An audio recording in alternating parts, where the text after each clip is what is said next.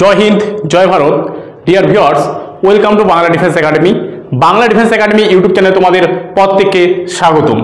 আশা করি সকলে ভালো আছো আর তোমাদের প্রিপারেশন খুব ভালো চলছে। দেখো, আজকে আমাদের এসএসসি জিডির 2026কে টার্গেট রেখে স্পেশাল নেতাজি সুভাষচন্দ্র ব্যাচ নিয়ে তোমাদের সামনে আমি উপস্থিত হয়েছি। দেখো, আজকে আমরা ইতিহাসের ফার্স্ট ক্লাস করতে কিন্তু চলছি। ফার্স্ট ক্লাস এসএসসি জিডির উপর ভিত্তি করে ইতিহাস থেকে আমরা কি বললাম, নেতাজি সুভাষ ব্যাচ তোমরা যারা চেয়েছিলে যে আমাদের একটা স্পেশাল ব্যাচ লঞ্চ করুন, তাদের জন্য আমরা এই স্পেশাল ব্যাচ কিন্তু তোমাদের জন্য লঞ্চ করেছি। আজকের যে বিষয়টা নিয়ে আমরা আলোচনা করব সেটা কি, প্রাচীন ভারতের ইতিহাসের উৎস। ঠিক আছে, কি বিষয় পড়বো আমরা, প্রাচীন ভারতের ইতিহাসের উৎস থেকে কিন্তু আমরা আজকে জানবো নেতাজি সুভাষ ব্যাচে। তো দেখো, প্রাচীন ভারতের ইতিহাসের উৎস আমরা যদি দেখি, প্রাচীন ভারতের ইতিহাসের উৎস, দেখো প্রাচীন ভারতের ইতিহাসের উৎসকে বা উপাদানকে আমরা মোটামুটিভাবে দুটি ভাগে ভাগ করতে পারি। একটা হচ্ছে কি সাহিত্যিক উপাদান, আর একটা হচ্ছে প্রত্নতাত্ত্বিক উপাদান, আর একটা যদি আমরা বলতে পারি মৌখিক উপাদান। মৌখিক মানে যেগুলো মুখের মধ্যে বা মুখে মুখে যেগুলো প্রচলিত। ঠিক আছে, তো আমরা বিশেষ করে দুটোকেই প্রাধান্য দিব, এক হচ্ছে সাহিত্যিক আর একটা হচ্ছে প্রত্নতাত্ত্বিক। সাহিত্যিক কি, সাহিত্যিক মানে বিভিন্ন বই খাতার মাধ্যমে যেগুলো আমরা পাই সেটাকে আমরা সাহিত্যিক বলবো।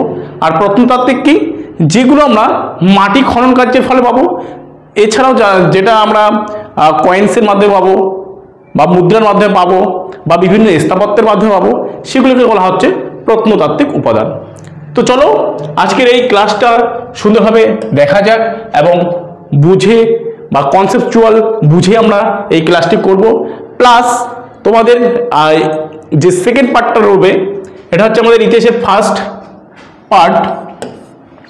সেকেন্ড পার্টে আমরা কি করব, এই যে যেগুলো বিষয় নিয়ে আমরা পড়ছি চর্চা করছি তার এমসিকিউ কিন্তু আমরা করব। ঠিক আছে, তো অনুগ্রহ করে তোমরা সবাই এই ক্লাসটি দেখবে এবং কোথাও যদি বুঝতে অসুবিধা হয় তোমাদের, অবশ্যই তোমরা আমাকে কমেন্টসের মাধ্যমে জানাবে যে স্যার এই জায়গাটাতে আমার বুঝতে একটু অসুবিধা হয়েছে, তো সেটা তোমরা আমাকে কমেন্টের মাধ্যমে জানাবে। বোঝা গেল? তো দেখো, প্রাচীন ভারতের ইতিহাসের উৎস যেটা আমি বললাম, প্রাচীন ভারতের ইতিহাসের রচনার উপাদানকে আমরা মোটামুটি দুটি ভাগে ভাগ করতে পারি। কি বললাম, একটা সাহিত্যিক আর একটা প্রত্নতাত্ত্বিক। সাহিত্যিক একটা আর একটা প্রত্নতাত্ত্বিক। আর এটা কি বললাম, 3 নম্বর মৌখিক, এটা না লিখলেও চলে, কিন্তু এই দুইটা উপাদান বিশেষ প্রাধান্যযোগ্য। ঠিক আছে, দেখো সাহিত্যিক উপাদান, সাহিত্যিক উপাদানগুলিকে মোটামুটি আমরা দুটি ভাগে ভাগ করতে পারি। সাহিত্য মানে বইয়ের মাধ্যমে, একটা হচ্ছে দেশীয় সাহিত্যিক আর একটা হচ্ছে বৈদেশিক সাহিত্যিক। সাহিত্য মানে বই, তাই তো। দেশীয় সাহিত্যিক কোনগুলো, যেগুলো আমাদের দেশের লেখকেরা বা প্রাচীনকালে ঋষি মনীষীরা যেগুলো লিখে গেছেন সেটাকে আমরা দেশীয় সাহিত্যিক বলবো। আর বৈদেশিক সাহিত্য কোনগুলোকে বলবো, যেগুলো বাইরের দেশ থেকে মানুষেরা আমাদের দেশে এসে ভ্রমণ করে আমাদের দেশ সম্পর্কে লিখে গেছেন, আমাদের রাজার কৃতিত্ব সম্পর্কে লিখে গেছেন, তাদের রাজ্য পরিচালনা সম্পর্কে লিখে গেছেন, তাদের প্রশাসনিক পরিচালনা সম্পর্কে লিখে গেছেন, তারা কিভাবে আমাদের দেশটাকে পরিচালনা করত এবং কতগুলি রাজা ছিল, তাদের বা আমাদের যে দেশটা রয়েছে কত ধরনের মানুষ ছিল এবং তাদের কালচার সংস্কৃতি, ঠিক আছে, কালচার বা সংস্কৃতি একই হচ্ছে, এগুলো কীরকম ছিল সেই সম্পর্কে আমরা কিন্তু এই ইতিহাস বই থেকে বা সাহিত্য থেকে কিন্তু আমরা পাই। ঠিক আছে, তো আমাদের সাহিত্য কি দুই প্রকার, যেগুলো দেশীয় লেখকেরা লিখে গেছেন সেটাকে আমরা দেশীয় সাহিত্যিক বলবো, আর যারা বাইরের দেশ থেকে এসে ভারতে এসে বিভিন্ন বিবরণ দিয়ে গেছেন তাদেরকে আমরা বৈদেশিক সাহিত্য বলবো। যেমন বৈদেশিক সাহিত্যের মধ্যে যদি আমরা দেখি ফা হিয়েন, মেগাস্তেনিস, অলবেরুনি, তাই না, তারপর হচ্ছে হিউয়েন সাং, এগুলো থেকে আমরা বিভিন্ন গ্রন্থ থেকে আমরা আমাদের ইতিহাস সম্পর্কে জানতে পারি। এছাড়াও যদি আমরা দেশীয় সাহিত্য বলি, দেশীয় সাহিত্যিকের মধ্যে রয়েছে যেমন কালিদাস, তাই তো, কালিদাস রয়েছেন শ্রেষ্ঠ। এছাড়াও আমাদের রয়েছেন কবি তুলসী দাস, তার হচ্ছে রামচরিত মানুষের রচয়িতা হচ্ছে আমাদের সন্ধ্যাকর নন্দী।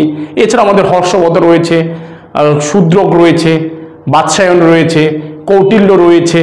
তো এই যে লেখকেরা রয়েছেন, এই লেখকেরা সেই সময়কার যে রীতিনীতি ঠিক আছে, প্রশাসনিক বিভাগ থেকে শুরু করে সব বিষয় সম্পর্কে আমরা কিন্তু এই দেশীয় সাহিত্যিক থেকে কিন্তু পাই, এই লেখকদের কাছ থেকে কিন্তু আমরা এগুলো পাই। তো দেখো দেশীয় সাহিত্যিকের মধ্যে এছাড়াও ধর্মশাস্ত্রও কিন্তু রয়েছে। তো দেখো দেশীয় সাহিত্যিক সম্পর্কে আমরা প্রথমে আলোচনা করব, যেমন হচ্ছে বৈদিক সাহিত্য। ঠিক আছে, দেখো রচনাকাল খ্রিস্টপূর্ব 1500 খ্রিস্টপূর্ব থেকে 500 অব্দের মধ্যে এই বৈদিক সাহিত্য রয়েছে। বৈদিক সাহিত্য 4 ভাগে বিভক্ত, আমরা সকলেই জানি, ঋক, সাম, যজু এবং অথর্ব। ঋক, সাম, যজু এবং অথর্ব, বোঝা গেল? চলো নেক্সট দেখো কি রয়েছে, ধর্মশাস্ত্র। ধর্মশাস্ত্রগুলো কি কি রয়েছে, যেমন মনুস্মৃতি, নারদস্মৃতি, যজ্ঞবল্ক্য স্মৃতি, কাত্যায়ন স্মৃতি প্রভৃতি ধর্মীয় শাস্ত্রগুলি থেকে সমকালীন মানে সেই সময়কার ভারতীয় সভ্যতার বিস্তৃত বিবরণ কিন্তু আমরা পাই এই যে ধর্মীয় যে গ্রন্থগুলো রয়েছে সেখান থেকেও। এরপরে দেখো মহাকাব্য। ভারতীয় সভ্যতায় সংস্কৃত ভাষায় শ্রেষ্ঠ অবদান রয়েছে এই সংস্কৃত ভাষার বাল্মীকি রচিত রামায়ণ, যেটা কৃত্তিবাস ওঝা বাংলায় অনুবাদ করেছেন, এবং সংস্কৃত ভাষায় ব্যাসদেব রচিত মহাভারত, যেগুলো কাশিরাম দাস বাংলায় অনুবাদ করেছিলেন। ভীষণ ভীষণ ইম্পর্টেন্ট তোমাদের এক্সামের ক্ষেত্রে, তোমাদের এসএসসি জিডি এক্সামের ক্ষেত্রে ভীষণ গুরুত্বপূর্ণ এই লাইনগুলো, প্রত্যেকটি লাইন। ত্রিপিটক দেখো, পালি ভাষায় রচিত বৌদ্ধদের প্রধান ধর্মগ্রন্থ হচ্ছে আমাদের এই ত্রিপিটক। তাহলে বৌদ্ধদের প্রধান ধর্মগ্রন্থের নাম কি? ত্রিপিটক। এটি কিন্তু পালি ভাষায় রচিত। আর জৈনদের প্রধান ধর্মগ্রন্থের নাম কি? দ্বাদশ অঙ্গ। আর ভারতের প্রাচীন ধর্মগ্রন্থের নাম কি? ঋগ্বেদ। বা পৃথিবীর প্রাচীনতম গ্রন্থ কি? ঋগ্বেদ। বোঝা গেল? এবার দেখো প্রাচীন গ্রন্থসমূহ। ভারতের যে দেশীয় সাহিত্যিকের, দেশীয় লেখকদের দ্বারা লিখিত যে গুরুত্বপূর্ণ গ্রন্থগুলো রয়েছে সেগুলো সম্পর্কে এখন আমরা আলোচনা করব। ঠিক আছে, দেখো কি কি রয়েছে। যেমন গীত গোবিন্দ রয়েছে। গীত গোবিন্দ কার লেখা? কবি জয়দেবের লেখা। মুদ্রা রাক্ষস দেবী চন্দ্রগুপ্তম কার লেখা? বিশাখ দত্তের লেখা। অর্থশাস্ত্র কার লেখা? কৌটিল্যের লেখা। কৌটিল্যের আবার অন্য নাম রয়েছে চাণক্য, বিষ্ণুগুপ্ত নামেও কৌটিল্য পরিচিত। এরপরে দেখো বুদ্ধচরিত সৌন্দ্রানন্দ কার লেখা? অশ্ব ঘোষের লেখা। চরক সংহিতা চরকের লেখা।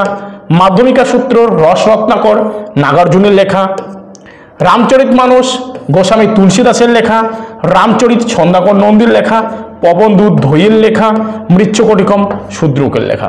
যে এগুলো হচ্ছে ভীষণ গুরুত্বপূর্ণ আমাদের গ্রন্থ প্রাচীন ভারতের বা অ্যানসিয়েন্ট হিস্ট্রির মধ্যে।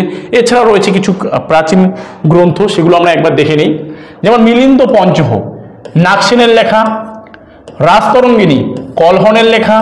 কাদম্বরী হর্ষচরিত কার লেখা? বাণভট্টের লেখা। পঞ্চতন্ত্র কার লেখা? বিষ্ণু শর্মার। সূর্য সিদ্ধান্ত পঞ্চ সিদ্ধান্তিকা কার লেখা? বরাহ মিহিরের লেখা। দশকুমার চরিত কার লেখা? দণ্ডির লেখা। না দান সাগর অদ্ভুত সাগর উত্তর সাগর কার লেখা? বল্লাল সেনের লেখা। অভিজ্ঞান শকুন্তলাম মালবিকা অগ্নিমিত্রম মেঘদ্রুতম কুমার সম্ভবম কার লেখা? কালিদাসের লেখা। কালিদাসকে কি বলা হয়? ভারতের শেক্সপিয়ার বলা হয় কিন্তু কালিদাসকে, সংস্কৃতের জনক। মহাভাষ্য পতঞ্জলির লেখা। রত্নাবলী প্রিয়দর্শীকে নাগানন্দ কার লেখা? হর্ষবর্ধনের লেখা। থানেশ্বরের পুষ্যবতী বংশের রাজা। অষ্টাদশী কার লেখা? পাণিনির লেখা। দেখো এগুলো হচ্ছে প্রাচীন ভারতের গুরুত্বপূর্ণ গ্রন্থ। এগুলো থেকে কিন্তু তোমরা কমন পাবেই পাবে, 100% শিওর দিচ্ছি আমি এখান থেকে তোমরা 100% শিওর তোমরা কমন পাবেই। দেখো তোমরা যারা আমাদের এই চ্যানেলে একবারই নতুন তারা অবশ্যই কিন্তু আমাদের এই চ্যানেলটিকে বাংলা ডিফেন্স একাডেমি চ্যানেলটিকে তোমরা সাবস্ক্রাইব করবে এবং পাশে থাকা বেল আইকনটি কিন্তু প্রেস করে দেবে। আর হ্যাঁ, তোমরা অবশ্যই আমাদের টেলিগ্রাম গ্রুপে তোমরা জয়েন হয়ে যাবে। Bangla defence academy Telegram group রয়েছে, তোমরা সেখানে জয়েন হতে পারো, কারণ এখানে আমরা প্রতিনিয়ত ভিডিও লিঙ্ক দেই। তোমরা সেখান থেকেও ভিডিওগুলো আমাদের প্রত্যেকটি ভিডিও তোমরা দেখতে পারবে। ঠিক আছে, তোমাদের জন্যই কিন্তু আমাদের এই খাটনি। ঠিক আছে, এত গরমের মধ্যেও আমরা তোমাদের ক্লাস দিচ্ছি, তোমাদের জন্য, তোমাদের কথা মাথায় রেখে কিন্তু আমরা এসব কাজ করছি। ঠিক আছে, তোমাদের জন্য স্পেশাল ব্যাচও কিন্তু বানানো হয়েছে, নেতাজি সুভাষ ব্যাচ।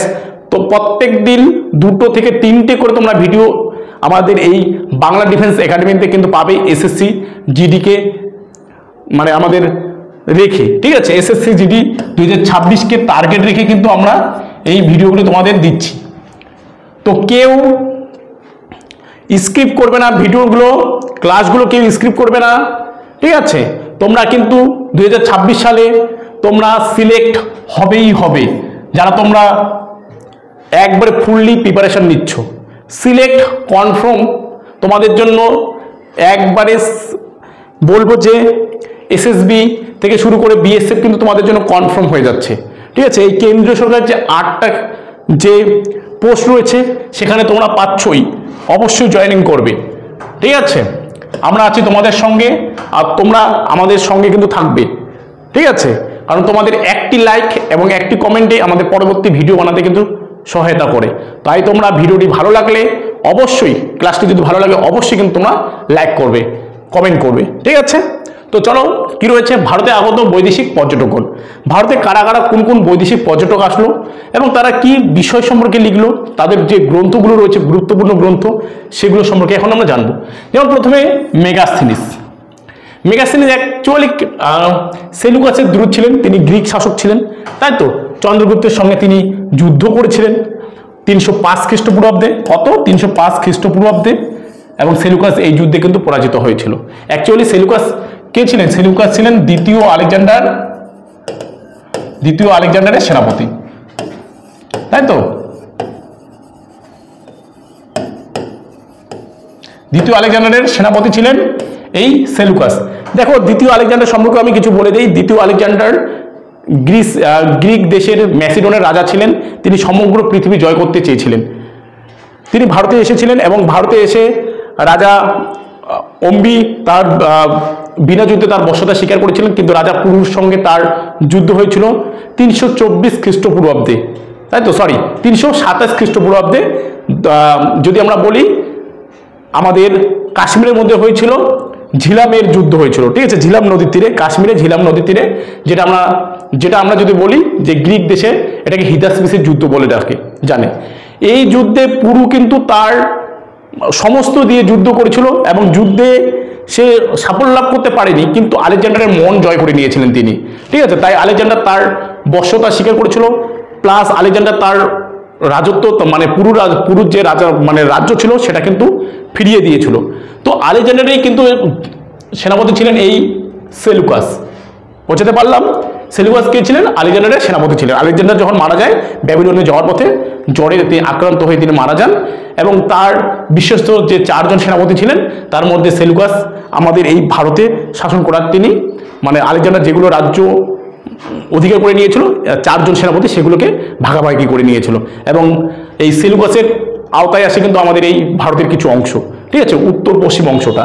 তো পরবর্তীকালে যখন নন্দরাজাদের তাড়িয়ে, ধননন্দকে তাড়িয়ে চন্দ্রগুপ্ত মৌর্য মগধের সিংহাসনে বসলেন, তখন চন্দ্রগুপ্ত মৌর্যের সঙ্গে সেলুকাসের যুদ্ধ হয়, ঠিক আছে? এই যুদ্ধে সেলুকাস পরাজিত হয় এবং ভারতের 4টা অংশ চন্দ্রগুপ্ত মৌর্য ভারতের সঙ্গে যুক্ত করেছিলেন এবং সেলুকাসের কন্যা হেলেনাকে তিনি বিবাহ করেন, ঠিক আছে?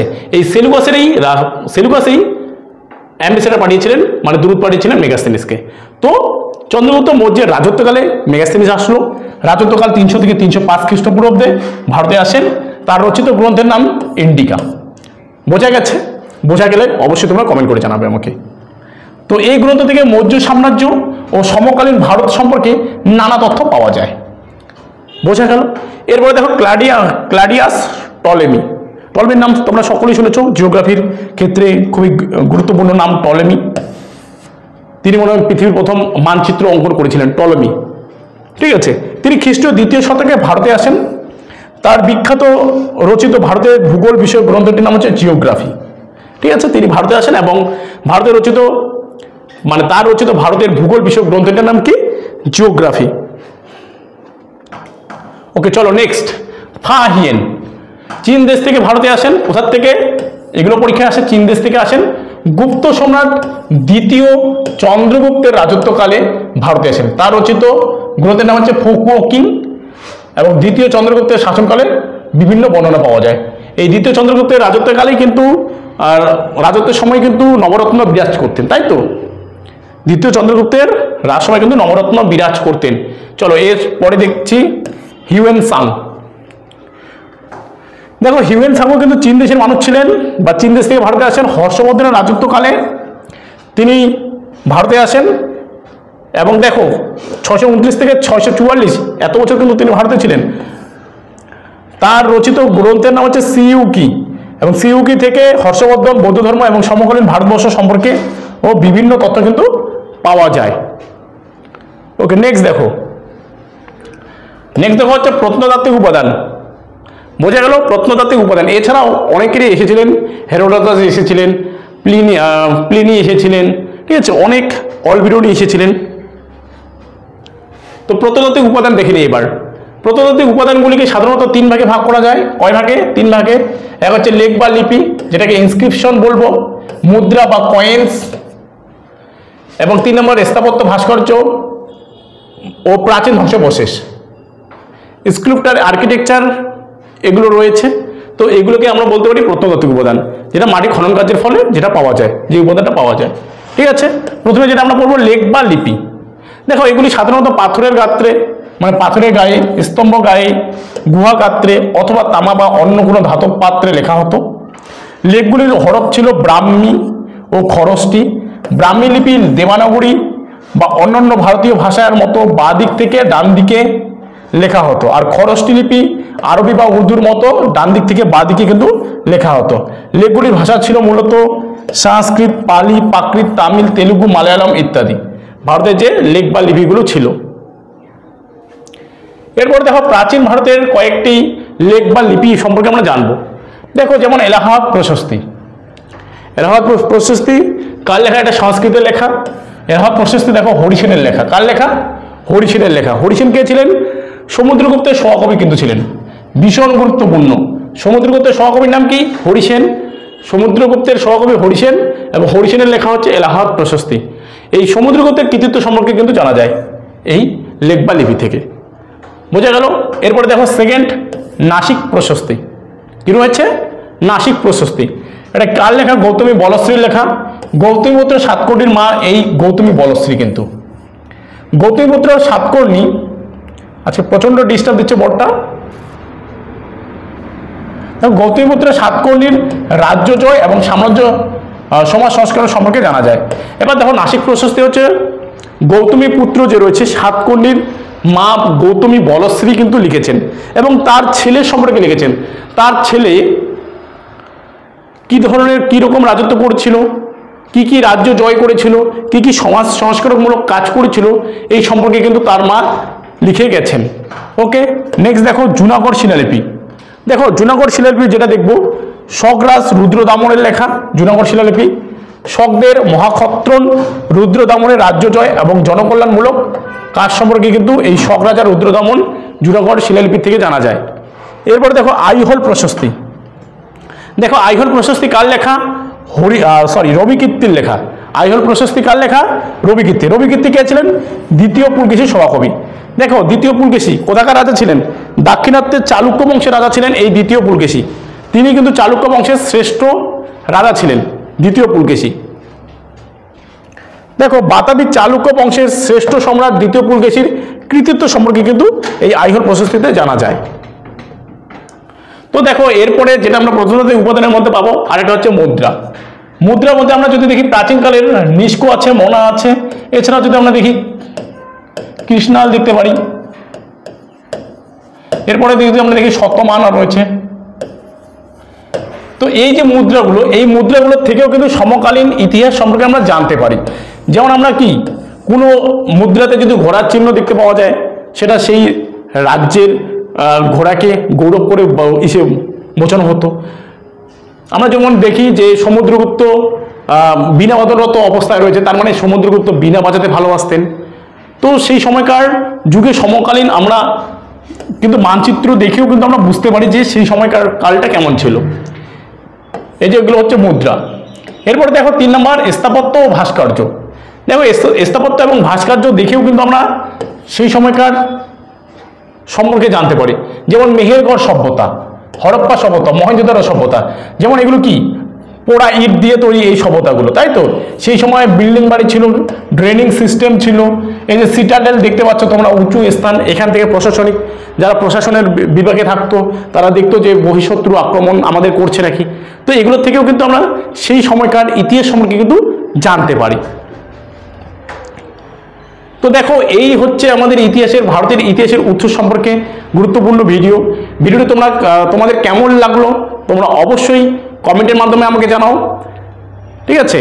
আর আমাদের চ্যানেলকে অতি অবশ্যই তোমরা ফলো করো, আর চ্যানেলে নতুন হয়ে থাকলে অবশ্যই চ্যানেলটিকে সাবস্ক্রাইব করো এবং পাশে থাকা বেল আইকনটি প্রেস করো। তো ভিডিওটি দেখার জন্য সকলকে অসংখ্য ধন্যবাদ এবং দেখা হচ্ছে আমাদের নেক্সট ভিডিওতে।